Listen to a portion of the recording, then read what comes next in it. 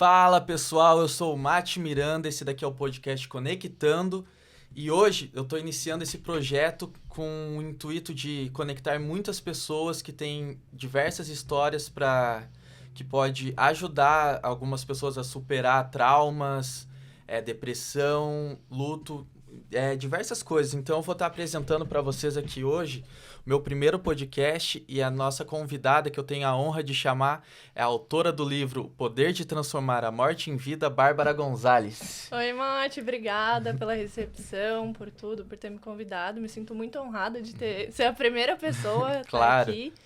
E para quem não me conhece, eu sou a Bárbara. Eu perdi meu pai quando eu tinha 18 anos.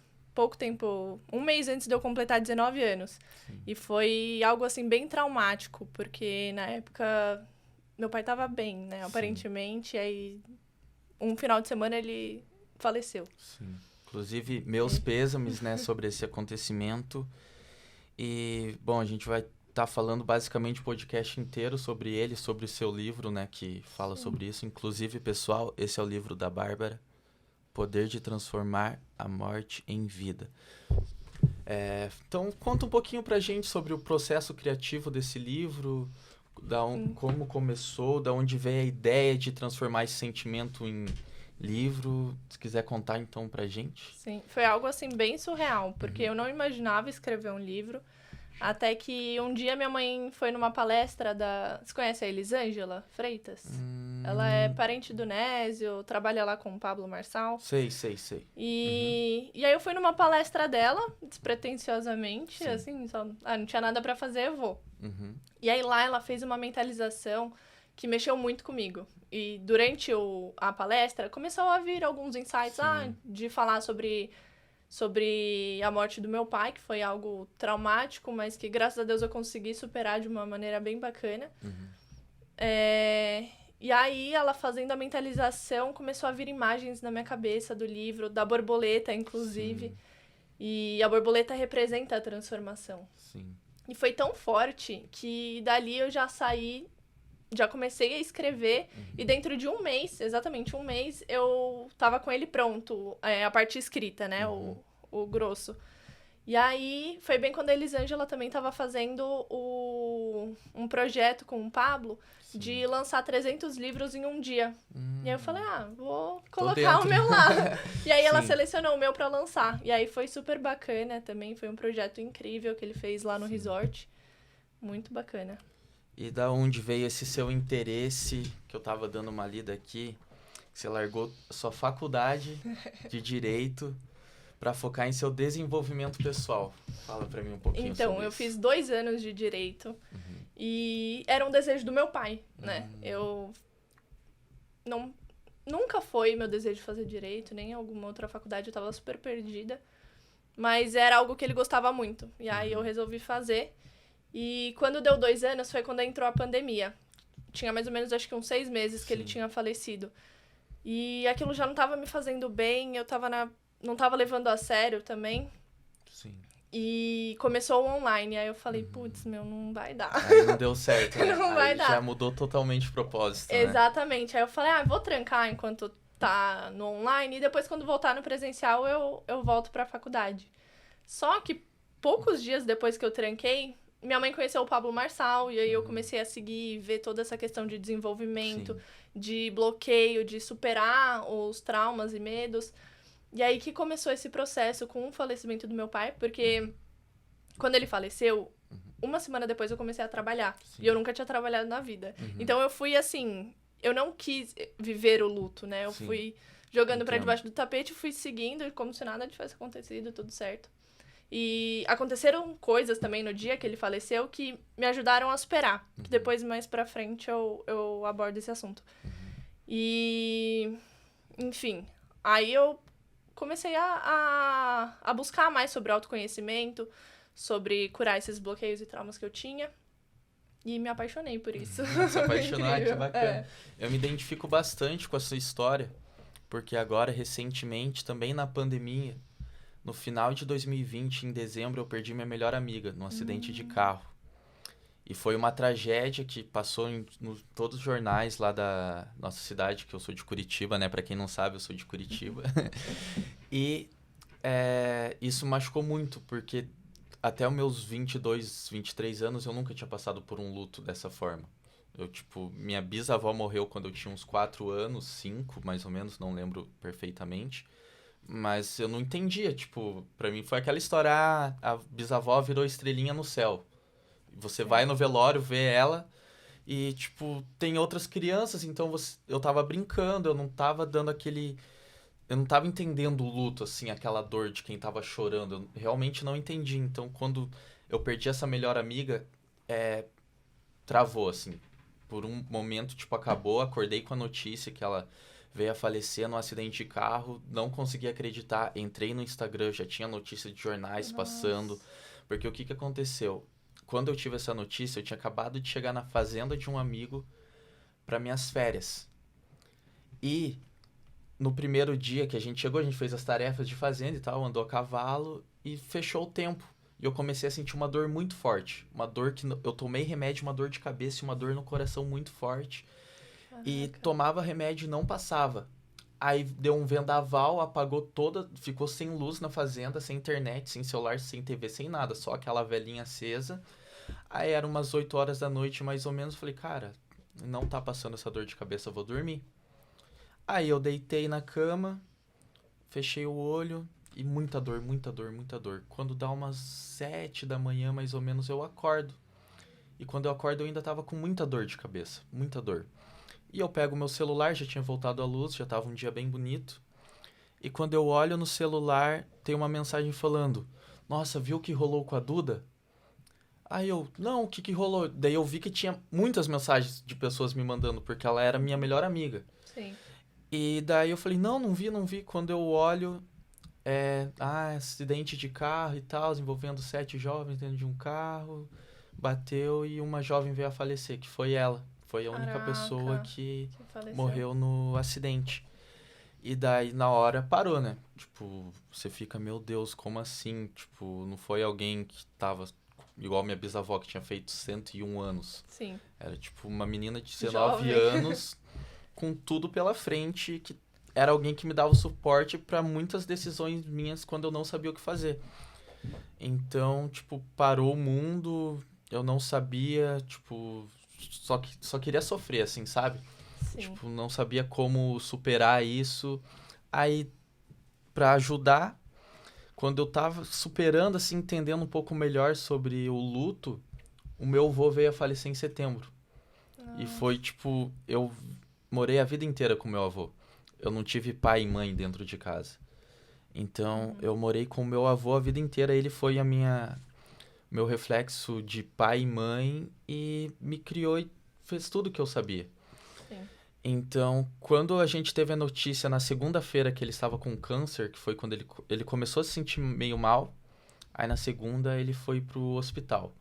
Na segunda ele saiu, fizeram todos os testes e descobriram que ele estava com câncer de pulmão.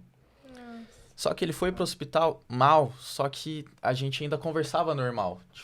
Abre a janela, vai mais devagar, me dá uma água. Ainda tinha uma conversa normal. Só que quando ele voltou do hospital, já não era a mesma pessoa, sabe? Eu olhava ele assim, parece que quando ele descobriu a doença, se entregou pra doença e ficou completamente debilitado. E essa foi a parte mais difícil, ficar com ele em casa, cuidando e, sabendo que ele tava fazendo muita coisa de delírio, assim, sabe? Sim, não era mais ele, de fato. Tava delirando muito, ele falava muito, não, amanhã Ele falou um dia antes de morrer, minha mãe tá vindo me buscar, ela vem me buscar, não sei o que, amanhã ela tá aqui. Caraca. E falando, não sei o que. E minha mãe, que é a minha tia, filha do meu avô, ela ficou cuidando dele esse tempo todo. Essa semana ali, até o dia do falecimento, ela ficou dormindo com ele. E ele acordava, assim, é que ele não dormiu nenhum minuto, na verdade. Ele não dormia, não comia, só tentava levantar, não conseguia andar, a gente tinha que carregar ele pro banheiro e pra sala. E nisso, aconteceu dele acordar toda hora me chamando, nessa noite que ele faleceu. Ele me chama, Matheus, Matheus! E eu dormindo, assim, minha mãe que me contou. Aí, quando eu acordei, eu não tive... eu vi que tava, tipo, aquele clima, assim, sabe? Tipo, aquele peso de quem não morreu, mas eu tava sentindo. Sim. Tipo, eu tava sentindo. Tava uma energia muito pesada. Aí eu peguei e falei, bom, vou almoçar. Busquei marmita pra minha mãe e pra ele. A minha irmã tava chegando pra ver ele, que ela ficou sabendo que ele tava mal, então ela foi visitar. Entreguei a marmita na frente de casa e fui pra rua de cima e fiquei com o carro estacionado lá esperando. Nisso, a minha mãe me manda mensagem falando: vem aqui que a gente vai precisar levar o pai no hospital. Tipo, ele tá mal. Me mandou um vídeo que eu nunca tive coragem de abrir, que eu vi o rostinho dele, assim, isso me marcou, essa imagem.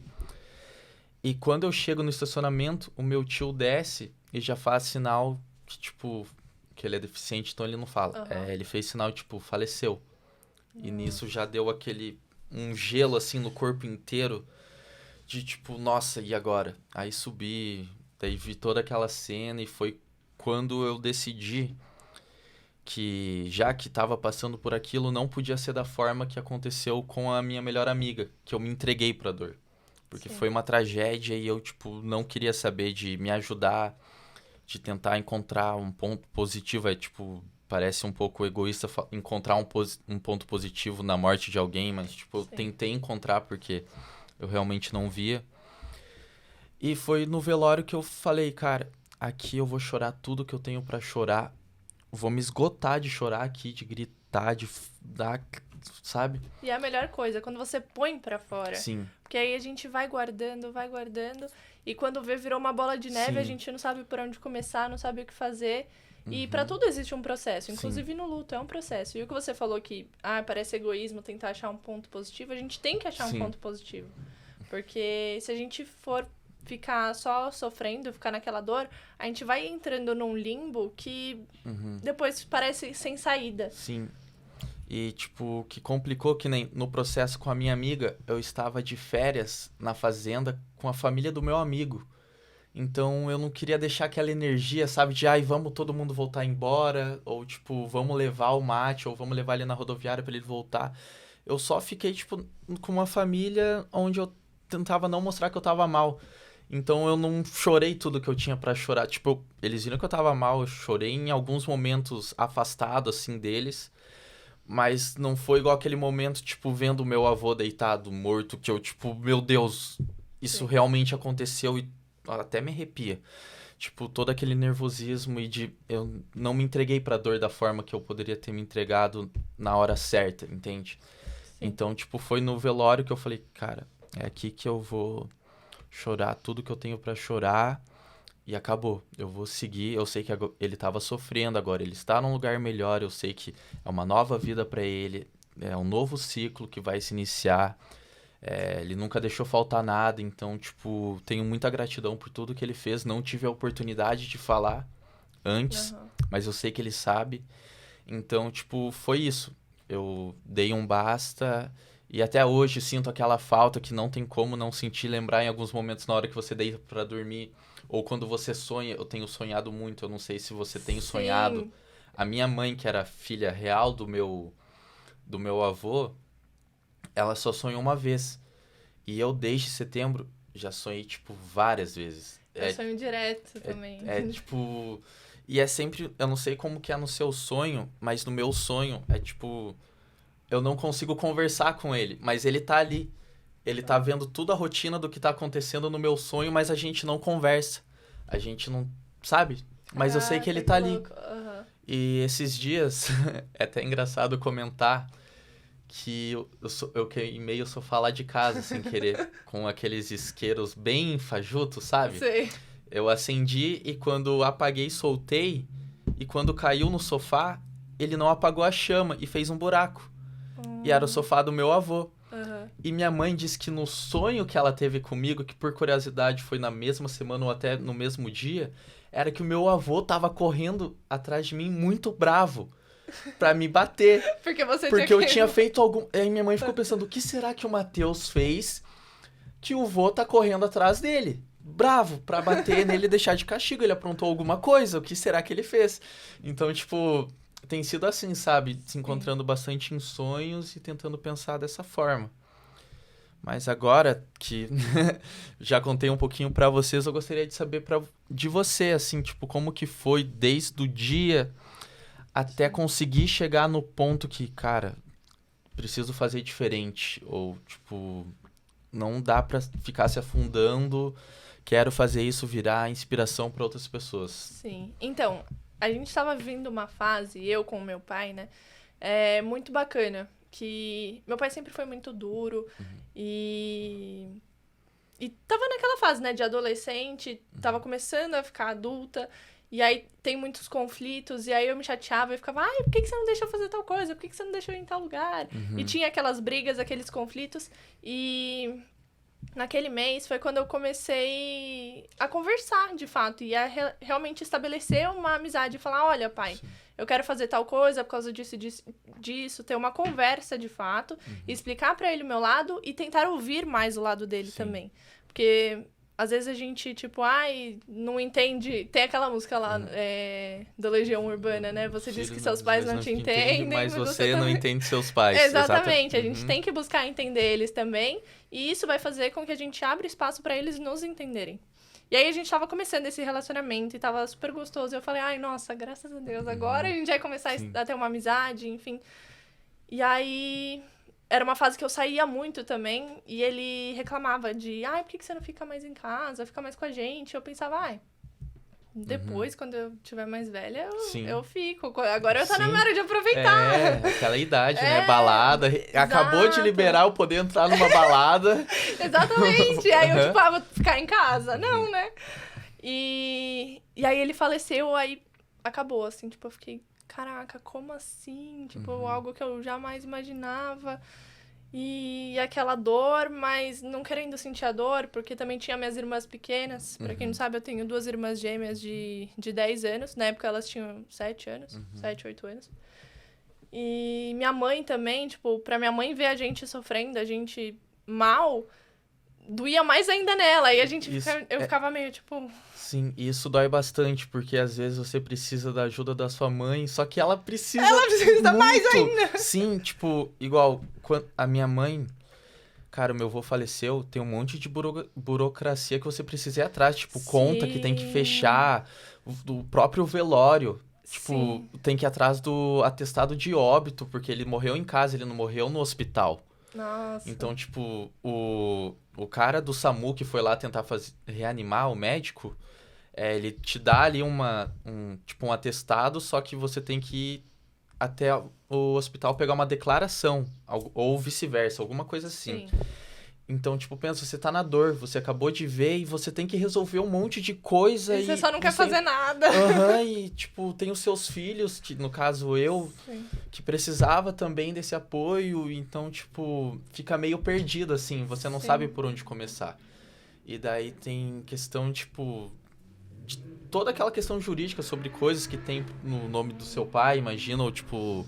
No nome do meu avô, tipo, conta no banco, que tem que desativar, celular. O que mais me doeu foi o celular. Nossa. Foi, tipo, pegar o celular dele e, tipo, ligar na operadora e falar, então, preciso cancelar essa conta e tal. Veio a falecer. Isso foi, tipo, sabe? Ou mexer no guarda-roupa, isso realmente, tipo, é algo que... Mas eu tentei fazer quando ainda tava muito próximo, sabe? Sim. Porque era onde tava aquela dor maior...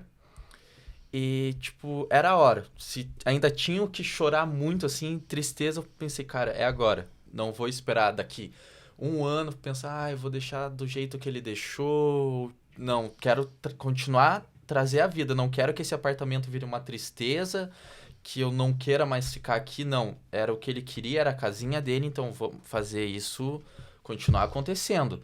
Sim. Eu sei que ele ia querer que a gente continuasse feliz aqui, então... Não vamos deixar, tipo, passar 1 ano, deixar as coisas dele do jeito que ele deixou pra daí mexer. Não. Vamos aproveitar agora que já tá triste, vai chorar. E depois a gente vê. E faz parte do luto você mexer, aquilo ajuda muito no processo de entendimento, de trazer pra realidade o que aconteceu. Ainda mais quando são mortes muito... Que nem da sua amiga, por exemplo. Que ninguém esperava, ninguém imaginava, não é algo comum. A gente tem que mexer, a gente tem que viver esse processo. Sim. Não esconder. Exatamente. E me fala um pouquinho sobre a Bá após o livro. Sobre as pessoas que leram, foram até você, que se identificaram de certa forma. Muita gente vem falando, nossa, Bá, chorei um monte, foi transformador na minha vida. Pessoas que perderam um pai também e ainda não tinham curado e curaram através do livro essa dor. Sim. E pra mim é muito gratificante, porque pra mim é esse o objetivo, sabe? Sim. Eu ter vivido o meu processo e com esse processo ajudar outras pessoas, como Sim. um remédio. Falar, olha, gente, tem um caminho, tem uma saída, tem um processo, tem um passo a passo pra você seguir que ajuda e facilita. Mas quando eu digo passo a passo, também não é que vai ser igual pra todo mundo, que todo mundo tem que seguir a mesma regrinha. Mas tem um capítulo que eu falo nesse livro que eu estudei, são estudos que falam sobre isso, sobre o luto. Que a gente tem que pôr uma data. Sim. A gente tem que ter um início e tem que ter um fim. Sim, o tempo de luto, né? O tempo do luto, exatamente. E dentro desse tempo tem vários processos. Eu caracterizo cada um deles aí, que é quando você começa, você culpa Deus, normalmente, né? A maioria das pessoas coloca a culpa em Deus. Por que você tirou tal pessoa? Por que você fez isso? Ou culpa a própria pessoa de ter deixado, traz um sentimento de rejeição. Sim. Por que você me rejeitou? Por que você foi embora? Ou até mesmo quando a pessoa se culpa, né? Ou se culpa, exatamente. Por que eu não fiz tal coisa? Por que eu não fui atrás de um relacionamento com meu pai antes? Exatamente. Tem muita coisa, assim. Eu acho isso... Cara, muito bacana poder estar trocando essa ideia com você, porque como eu falei, pra quem não tá entendendo por que eu chamei a Bá, porque assim, eu tava aqui, primeiro eu quero agradecer o comandante Fabrício Moresco, que está fornecendo todo o espaço, todo o equipamento, ajudando a gente a fazer esse projeto que é o podcast Conectando acontecer. Então, primeiramente, quero agradecer a ele. E segundo, eu tive muitos insights. Eu sou músico, né? Fora desse lado do podcast, eu sou músico. Mas fora da música eu também tenho outras metas, que é poder me conectar com pessoas e dar conhecimento para elas sobre dores que eu passei, coisas que me ajudaram. Que, sabe, depressão é algo muito sério, que tem que ser falado. Tem muita pessoa colocando sua vida em risco porque não tem alguém para conversar, não tem alguém para ouvir. E eu não digo só de psicólogo, até mesmo em casa. Hoje as pessoas passam o maior tempo na internet. Sim. Então, às vezes, aparece um vídeo desse falando sobre como a gente superou um luto de um pai, de um avô. Isso pode ajudar. Então, eu quero ter um propósito na vida de outras pessoas, talvez salvando vidas. Sim. Então, esse podcast eu criei com essa intenção de conectar pessoas com histórias que eu acho que vão gerar um grande... Como que seria o termo? Um grande afeto em conectar mais pessoas e conectando até, sabe, tipo... A galera se ajudar, assim. Então, eu quero criar um grupo no WhatsApp, onde com membros do canal a estar falando sobre, a ter conversa com a gente, um chat ali, quando for ao vivo. E o podcast com você veio por quê? Porque eu tive um insight que eu deveria estar fazendo isso. E a minha namorada chegou com um presente que era o seu livro, O Poder de Transformar a Morte em Vida. Sim. Quando eu li o título, na hora eu pensei...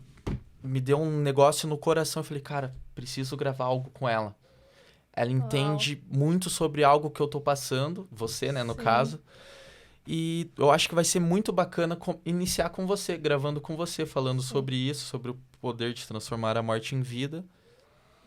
E é isso, né? Então, o que eu acho? Que as pessoas têm que conversar, se abrir, falar, não se entregar pra dor pro resto da vida e ficar se afundando. Tem que buscar uma luz ali, pensar no lado positivo que seria a pessoa, o ente querido que você perdeu, que ela não quer te ver assim, ela não quer isso.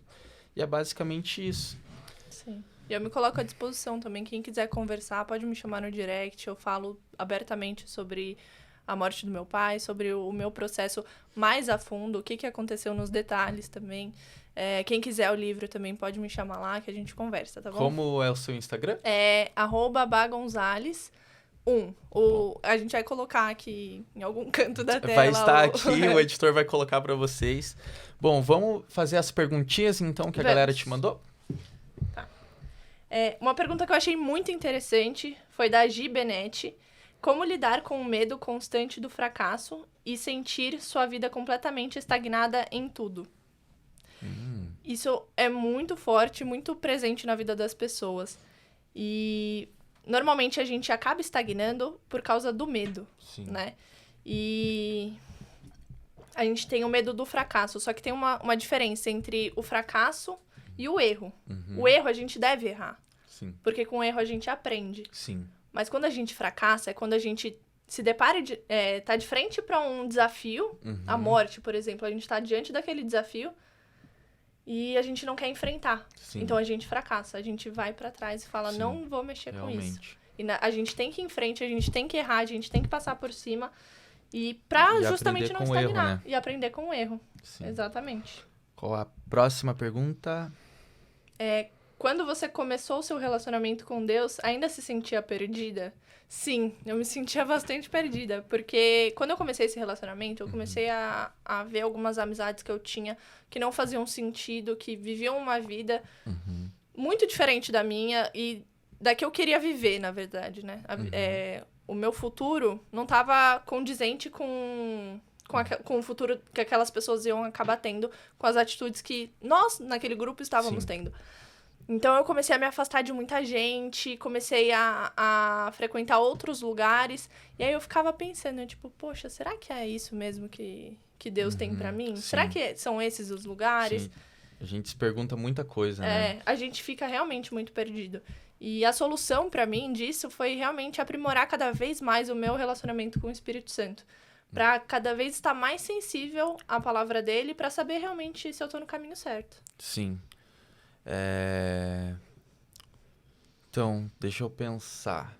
Se a gente... Vamos fazer mais uma pergunta, aí a gente vem pra reta final do podcast. Tá, a última então. Como foi pra mim expor a minha dor, né, e a superação em um livro? Pra mim foi totalmente gratificante. Foi porque eu vi muito propósito nisso. O meu objetivo realmente sempre foi ajudar outras pessoas com isso. Então, expor minha dor nesse livro, expor minhas fragilidades, é na verdade um ganho que eu tenho com as vidas que são transformadas através dele. Cada pessoa que chega pra mim contando a superação que teve através do meu livro, pra mim é muito gratificante. E não é meu livro, né? Eu acredito que eu fui muito conduzida pelo Espírito Santo pra escrever ele, porque foi uma maneira, assim, muito rápida, muito doideira. Então, Bárbara, pra gente estar encerrando aqui, você tem algum recado que você gostaria de deixar pro pessoal que tá assistindo, que tem uma dor pra superar, algo do gênero?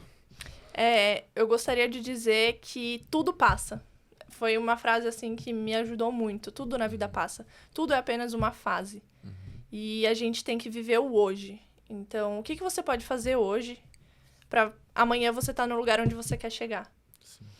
Então, é enfrentar os seus medos, enfrentar as barreiras que você está passando, porque toda dor passa.